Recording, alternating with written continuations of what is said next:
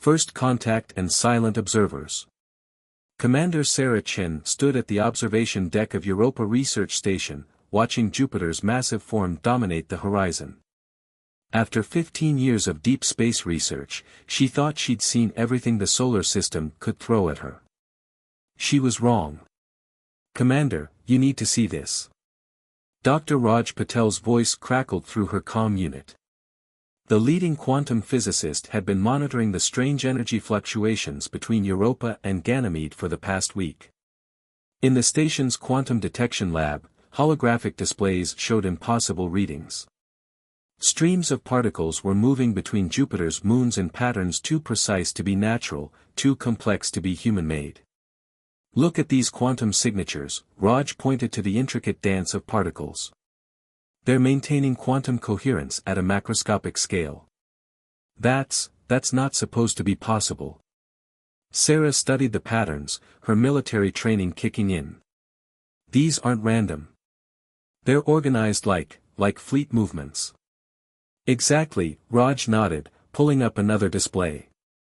"But here's where it gets strange. We've detected two distinct types of quantum signatures. They're avoiding each other, playing an elaborate game of hide-and-seek through Jupiter's magnetic field." The implications hit Sarah like a physical blow. They weren't just watching natural phenomena, they were witnessing military maneuvers. Two advanced civilizations were using Jupiter's moons as staging grounds for some kind of conflict, right under humanity's nose. "How long?" Sarah asked, her voice steady despite her racing heart. "Based on the degradation patterns in Europa's ice, at least 10,000 years. They've been here longer than human civilization." Before Sarah could respond, the station's alarms blared. Red emergency lights bathed the lab in an eerie glow. "Multiple objects approaching from Ganymede's orbit," the AI announced. "Configuration unknown. Energy signatures match observed patterns." Through the lab's reinforced windows, Sarah watched as space itself seemed to twist. Massive shapes emerged from what looked like tears in reality, crystalline structures that defied Euclidean geometry on one side, and what appeared to be clouds of pure energy on the other. "They know we've seen them," Raj whispered. Sarah squared her shoulders.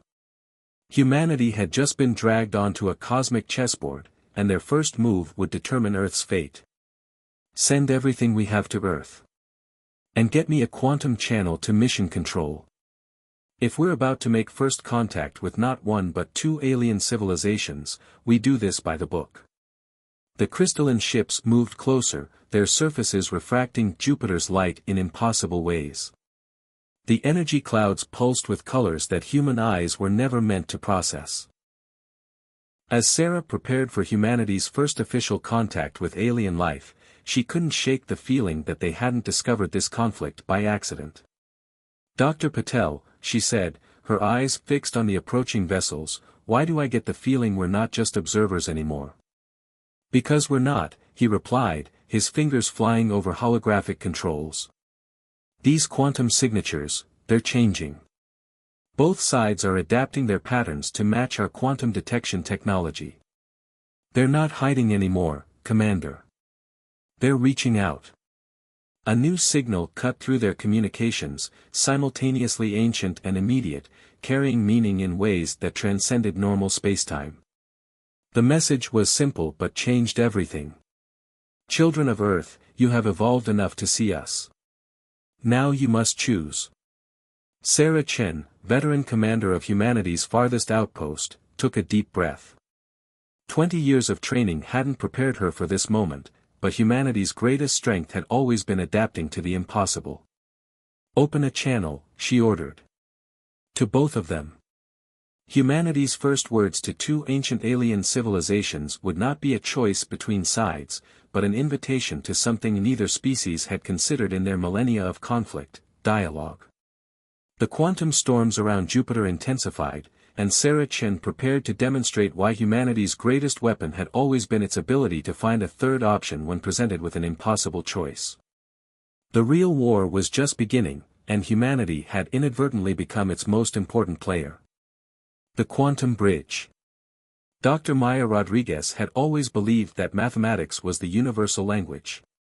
In the 3 months since first contact at Europa Station, that belief had become humanity's greatest asset. The holographic lab at the Atacama Quantum Research Facility hummed with energy as she worked, surrounded by equations that merged human quantum theory with fragments of alien mathematics. 2 distinct forms of alien computation floated in opposing corners of the room, crystalline geometries from the species they now called the lattice, and probability waves from the energy beings known as the flux. Running Simulation 2047, Maya announced, her voice echoing in the cavernous underground facility. Her team watched anxiously as the quantum processors spun up, their cooling systems struggling to handle the load. The breakthrough had come from an unexpected source, human music theory. While other scientists had tried to decode the alien quantum signals through pure mathematics, Maya had recognized something familiar in their patterns: harmony, rhythm, counterpoint. The aliens weren't just communicating, they were composing quantum symphonies. Energy coherence holding at 97%, her assistant, Dr. James Chen, called out. "That's the longest yet." On the main display, human-made quantum particles danced between the 2 alien communication patterns, creating a bridge of understanding. For the first time in their ancient conflict, the lattice and the flux could truly comprehend each other, through human translation.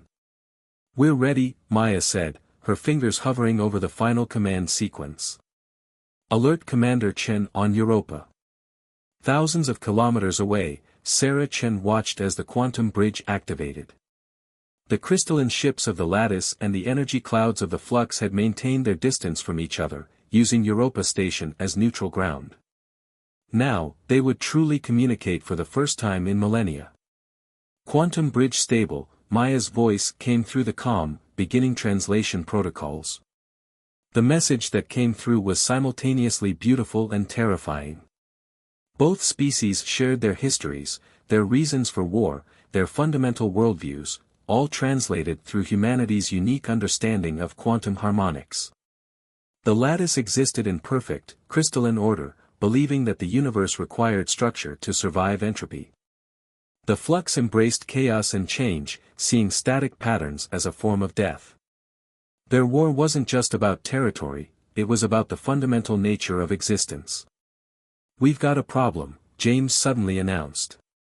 "The quantum harmonics are showing interference patterns. Both sides are trying to use our bridge to attack each other." Maya watched in horror as the elegant quantum patterns began to destabilize. The aliens hadn't just been communicating, they'd been probing each other's quantum signatures, looking for weaknesses. "Shut it down," Sarah ordered from Europa. "Wait." Maya's hands flew across the controls. "Look at the pattern." The quantum interference wasn't destroying the bridge, it was creating something new. Where lattice structure met flux chaos, complex new quantum states emerged. States that shouldn't have been possible. "They're not attacking," Maya realized. "They're dancing." Through human mathematics and music, the 2 ancient species had found something they'd never had before, a way to exist in harmony, however briefly. The quantum bridge wasn't just translating, it was composing a new reality where order and chaos enhanced rather than destroyed each other. But as the power reading spiked, Maya knew this moment of harmony couldn't last. The fundamental forces driving these civilizations apart were too strong, too ancient to be solved by one breakthrough. "Bridge failing," James reported. "Quantum coherence dropping." As the connection destabilized, one final message came through, simultaneously from both species: "You have shown us what is possible. Now we must decide what is necessary." The quantum bridge collapsed, leaving the lab in darkness. When the emergency lights came on, Maya stared at the readings in disbelief. Both alien forces were withdrawing, pulling back to their respective positions in Jupiter's orbit. "Commander Chen," Maya called out. "Are you seeing this?" "They're moving with purpose," Sarah confirmed. "All ships, both sides. They're not retreating, they're preparing." Maya looked at the final quantum readings, her blood running cold. In that brief moment of connection, both species had glimpsed something in humanity's quantum mathematics, something that changed everything. "Get me the Security Council," Sarah ordered. Humanity just became more than a translator in this war. We've become the key to its end. As Maya began analyzing the data from the quantum bridge, she couldn't shake the feeling that they'd just shown two godlike civilizations something they'd never seen before, a third path. The question was whether that path would lead to peace or to humanity becoming the catalyst for a war that would consume the solar system. The real test of human ingenuity was about to begin. The ultimatum. The emergency meeting of the United Earth Security Council wasn't supposed to be visible from orbit, but the quantum distortions surrounding Geneva made the city glow like a beacon to those who knew what to look for.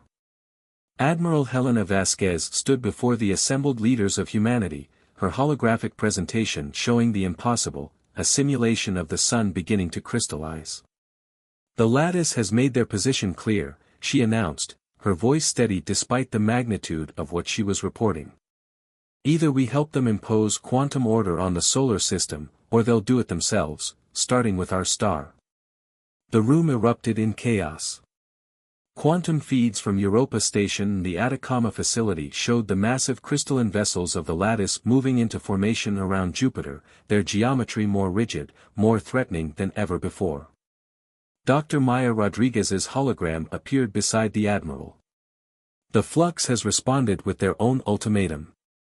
They'll destroy the lattice's crystalline matrix, even if it means destabilizing the quantum structure of the entire solar system."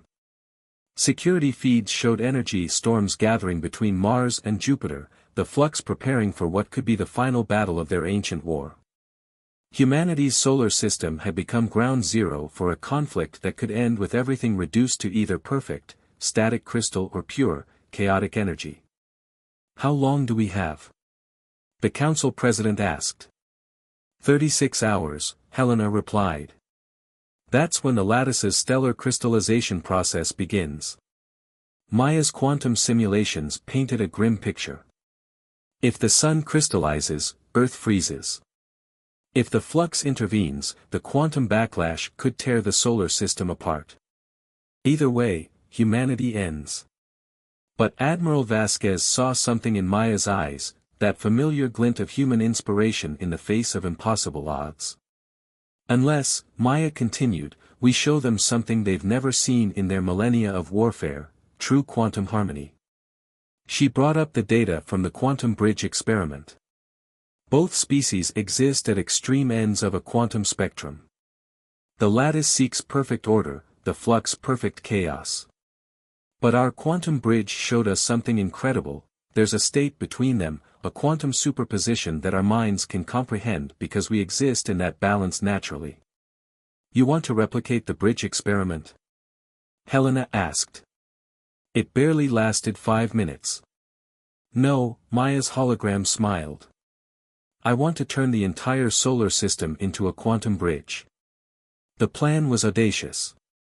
Using Earth's quantum computing network, they would create a massive quantum field that could maintain a stable superposition between order and chaos.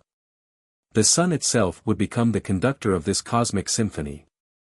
"It's insane," one council member protested. "We'd be betting the survival of our species on a physics experiment." "We'd be betting on what makes us human," Helena countered. "Our ability to find balance, to exist between extremes. While these ancient civilizations fought over absolutes, we've thrived in complexity." Warning signals flashed. The lattice ships were moving, beginning their approach to the sun. The flux storms grew more intense, threatening to tear space itself apart. "Time for a decision," Helena announced. "We either watch two alien civilizations destroy our home in their war of extremes, or we show them why humanity's greatest strength is our ability to embrace paradox." The council's vote was unanimous. Within hours, quantum transmitters were being launched from every space facility on and around Earth.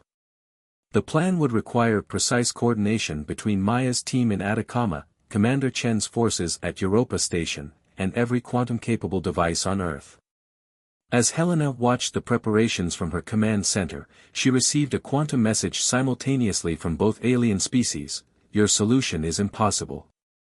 Reality cannot exist in superposition at this scale."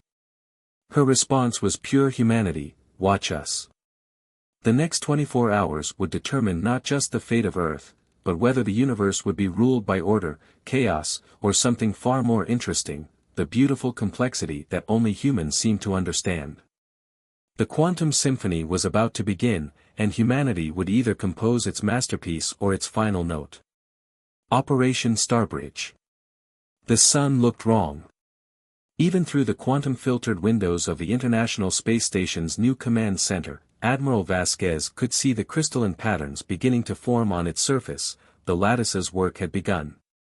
Quantum network at 97% synchronization, Maya's voice came through the specially modified comm system. "We'll only get one shot at this." Around the solar system, humanity's greatest engineering feat was nearing completion.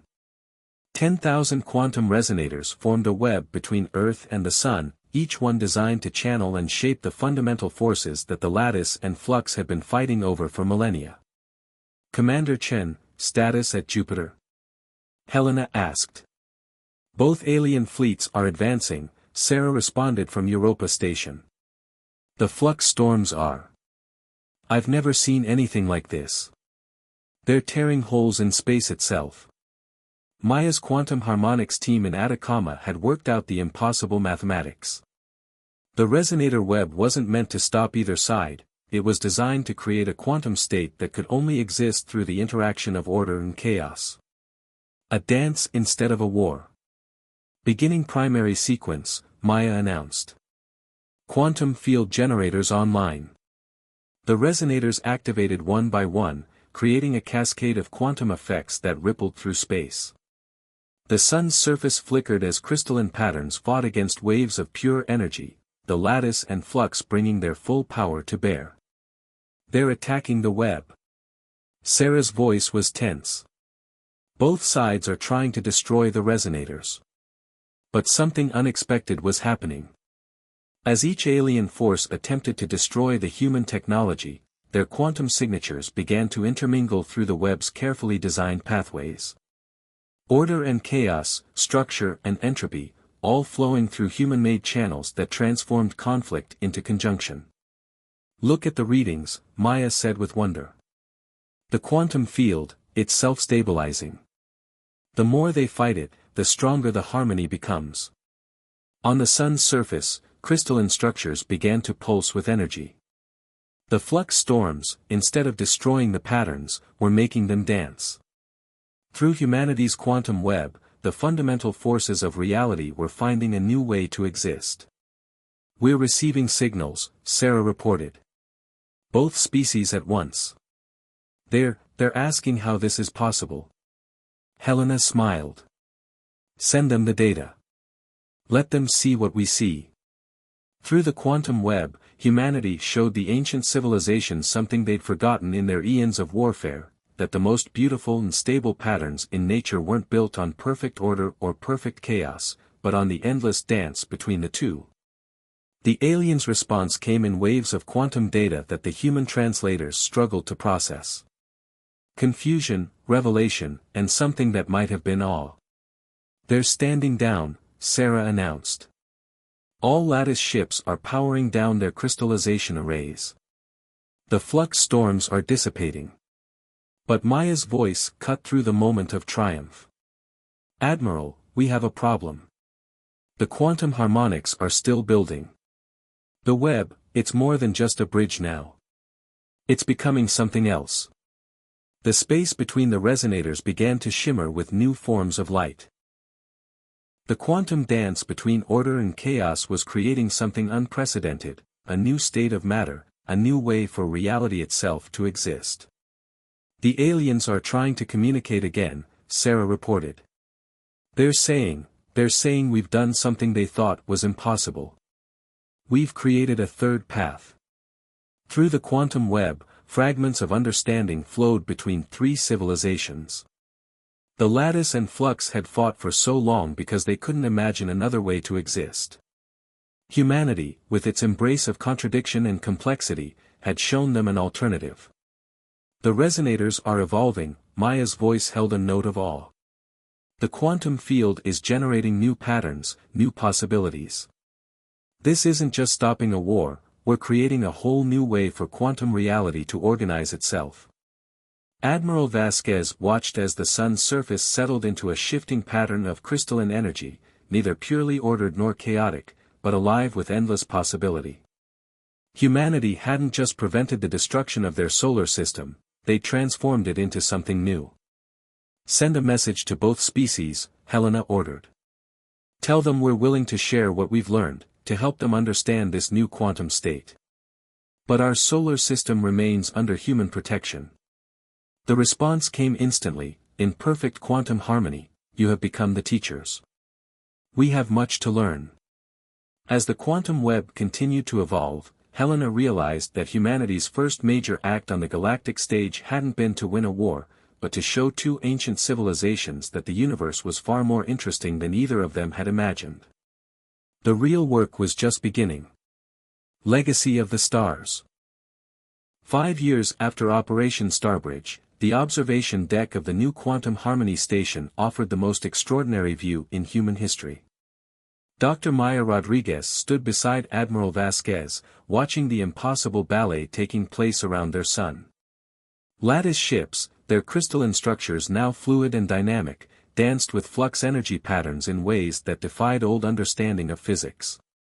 Between them flew the newest generation of human vessels, their quantum resonator drives allowing them to navigate the ever-shifting spaces between order and chaos. Hard to believe this all started with a music theory application to quantum mechanics, Maya mused, her hand resting on the transparent quantum glass. The Galactic Assembly convenes in an hour, Helena reminded her. In the 5 years since humanity had ended the ancient war, their solar system had become something unprecedented, a meeting ground where civilizations from across the galaxy came to learn the art of quantum harmony. The quantum web humanity had created had evolved far beyond its original purpose. Instead of just maintaining balance between order and chaos, it had become a new form of space-time engineering. The sun pulsed with patterns that were neither crystalline nor pure energy, but a perpetual dance between states that gave birth to new physics, new possibilities. Commander Chen's report from the Edge just arrived, Helena said, bringing up a holographic display. Sarah Chen, now captain of humanity's first deep space quantum harmonics vessel, had been exploring the boundaries of known space. Her discoveries were transforming understanding of the universe itself. 3 more ancient conflicts resolved through harmonic intervention, Maya read. Seems like we weren't the only ones caught between forces of order and chaos. The quantum displays showed new civilizations learning what humanity had discovered, that the universe wasn't a battlefield between opposing forces, but an infinite canvas for complexity and cooperation. They're arriving, Helena noted, as space rippled around them. Representatives from over 1,000 civilizations emerged from quantum space, some crystalline, some energy, most somewhere in between. They had all come to attend the first Galactic Assembly of Quantum Harmony, where humanity would share their latest discoveries in the science of balance. What had begun as a desperate plan to save Earth had evolved into a new way of understanding existence itself. The lattice and flux, once locked in eternal war, now served as advisors and partners in humanity's growing exploration of quantum harmonics. Ready for your presentation? Helena asked. Maya nodded, looking at the equations floating in her quantum display.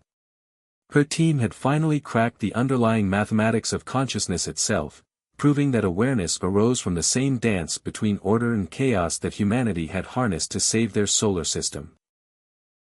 Did you ever imagine, Maya asked, when we first detected those quantum signatures at Europa, that we'd end up here? Teaching ancient civilizations about the nature of existence. Helena smiled. The funny thing is, we didn't discover anything that wasn't already there. We just did what humans have always done, found a way to bring opposing forces together, to see the beauty in complexity rather than trying to force the universe into simple patterns. The assembly chamber filled with beings of all forms and dimensions, each having learned from humanity's example. The quantum web hummed with translations and connections, maintaining harmony between civilizations that once would have found each other's mere existence intolerable. The assembly recognizes Earth, came the collective announcement, translated through the quantum field. Proceed with your demonstration of consciousness harmonics. Maya stepped forward, ready to share humanity's latest gift to the cosmos. Behind her, the sun pulsed with quantum patterns that had become known across the galaxy as the human movement, an eternal reminder that the greatest power in the universe wasn't order or chaos, but the wisdom to embrace both. Let's begin, she said, her words carried on quantum waves to beings of all forms and philosophies, united in their appreciation of the complexity humanity had shown them was possible.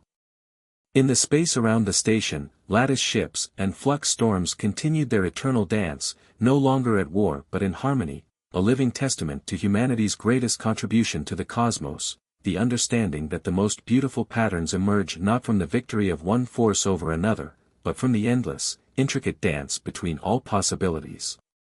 The legacy of humanity's intervention would echo through space and time, a reminder that sometimes the most powerful force in the universe isn't the ability to impose order or embrace chaos, but the wisdom to find beauty in the space between.